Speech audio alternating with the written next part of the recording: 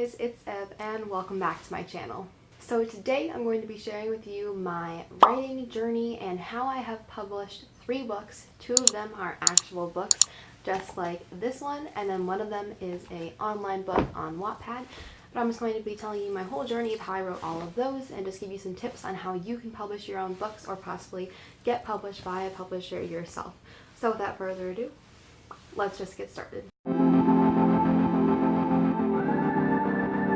First, I'm just going to kind of talk about writing books in general, and then I'll branch off into the difference between publishing through an online website like Wattpad and then how I actually publish my books and have them on Amazon for sale as physical books. But the first thing you need to do either way is just have an idea. So the first book that I self-published, my idea, I was sitting in the parking lot at the Pig's Fly Bakery in Maine. I actually wrote my college essay about this, so I don't know. But I was just sitting in that parking lot and I was like, hey, I have this idea for a book, and I started writing. So if an idea hits you, just write down your idea and go with it. I happen to have a notebook with me in the car, so I just started writing basically the whole book. But if you just have your phone, you can write on Google Docs. That's what I do now because you can't lose it on Google Docs. Or you can also just type something in your notes just so you have the ideas for later, or whatever you have that you can write or type something down. Then you do want to kind of have a plan, so maybe figure out your main characters, some sub characters, figure out what your main plot is going to be, how you want it to end up in the end. If there's any big conflict, what your conflict is going to be, if you're going to have it connect into any other books, if you're going to make a series, is it just going to be one book? Are you going to have one character? Is it going to be from your point of view? Is it going to be the character's point of view, third person, first person, all of that stuff. And then just kind of have it planned out. But for me, I always kind of make a really, really brief plan because it kind of just comes together when I write. It's I have to really let myself write and then it'll happen. So if you're just sitting down and you want to write a book, come with an idea, a basic structure, but then just let yourself write. For my book on Wattpad, I knew the basic idea, I knew how I wanted it to end, and I just kind of went with it. And for Witch Hazel, which is the first book that I self-published on Amazon, I had an idea, and I started writing, and my brain was add this into it. Just start writing this, because in the beginning I have her friend get in a swimming accident at a swim meet. And I don't know where that came from, but that just happened.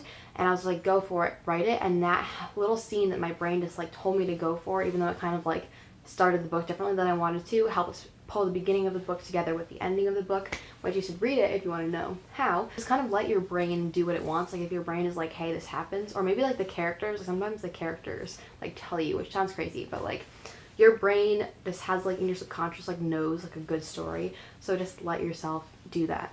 Try to write a little bit every day if you really are dedicated to getting it published. I really try to write at least a sentence every day when I'm really busy. But I like to sit down and write out a chapter. I'm working on a new book right now that I'm going to be sending to literary agents, so I'll let you know what happens with that. But yeah, if you have just time, just make sure that you're writing a little every day. And so Witch Hazel, I actually wrote it all out in a notebook, and then I rewrote it by typing it. But what I do when I type it is I write the whole thing and then I go back and edit it multiple times. But you may want to consider just rewriting the whole thing. But I just really love to just keep going through and just adding more sentences, taking out sentences, changing words so that they're the right words, have good sense of diction, good word choice, all of that stuff. So just make sure that you are editing it over and over again. And then after you have it how you want it, have someone else read it and suggest edits. On Google Docs, you can just have them on suggest, and they can just put comments on things.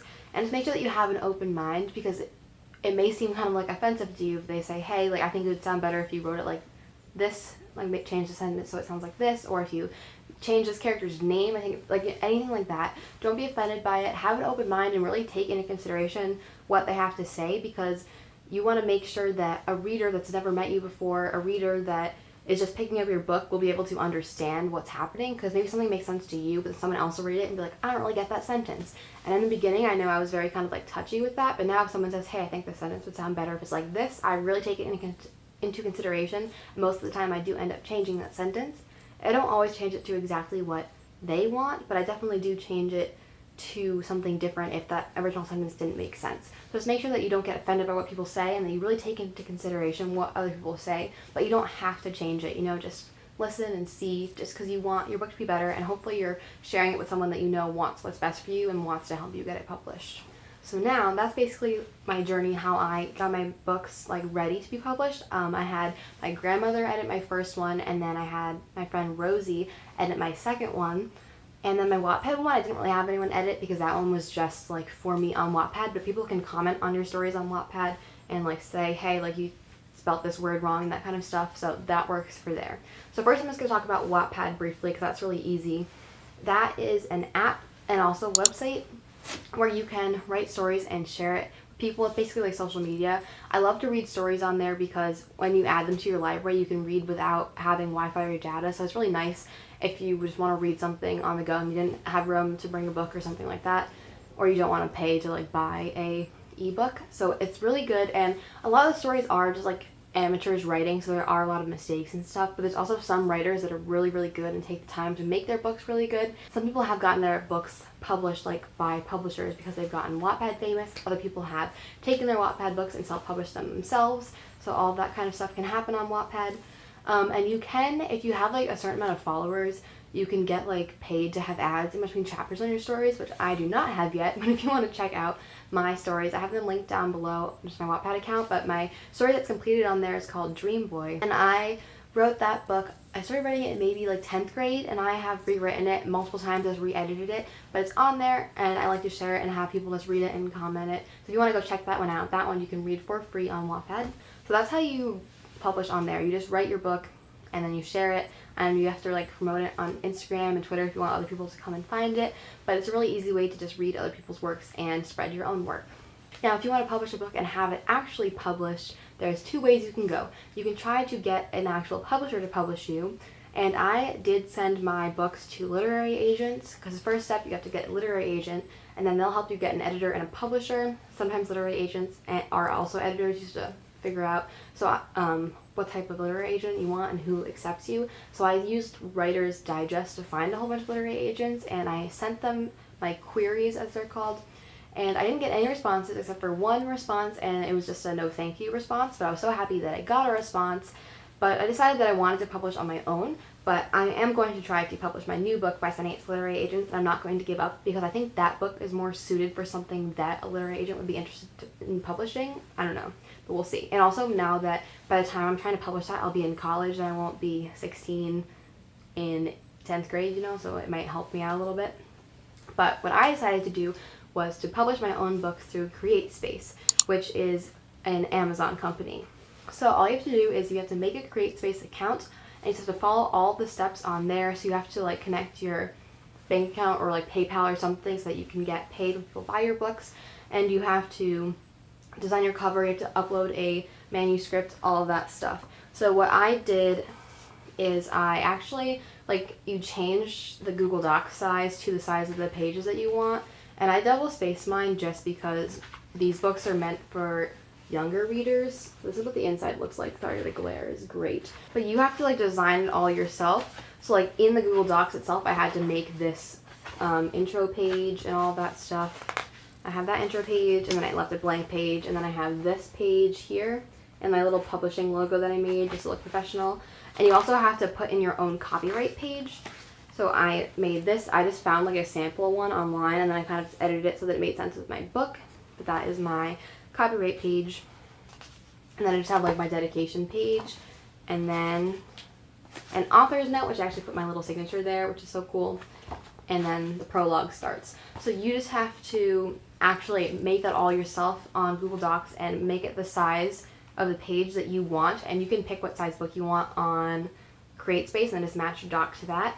And then what you have to do is upload the manuscript that you wrote to CreateSpace, and it takes a couple days for it to get approved to make sure that the spacing is right and all of that stuff, and then it'll tell you like, oh, this page is bleeding off, or it's not very clear. Like I had to try a couple times, like as you can see on this one, this is kind of blurry, so you have to take a while to get everything cleared so that it is not blurry and all of that stuff.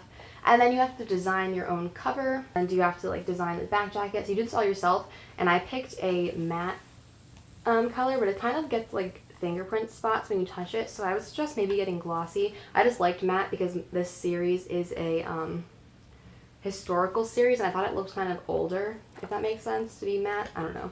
And you can pick to have white pages or yellow pages, all these options. But basically, you just have to follow the steps on their website, and that is how you do it. But yeah, just to make sure that you pick what size book you want, make sure that your document's the right size. But it tells you all of that. You follow all the steps step by step, and you have to put in like what genre it is, what age group it's targeted for, if you want it to be just a ebook or if you want it to be an actual book. And then you have to put how much you want to sell it for, which I put mine as like the cheapest that I could sell it for the amount of pages, which I think is like $6.50, because I just wanted like my friends and family that I did give like my friends and family copies, because you can buy cheaper authors copies. But then if I had other friends that wanted to buy it, I didn't want it to make it expensive. And if you guys wanted to buy my books, I didn't want them to make them super expensive. And they're not that long. So yeah, I think this is 126 pages long. And I have coming soon the prequel. And I started writing the prequel, but then I kind of got like bored with it. So I started writing another book, but I will eventually go back to the prequel, hopefully. But we'll see.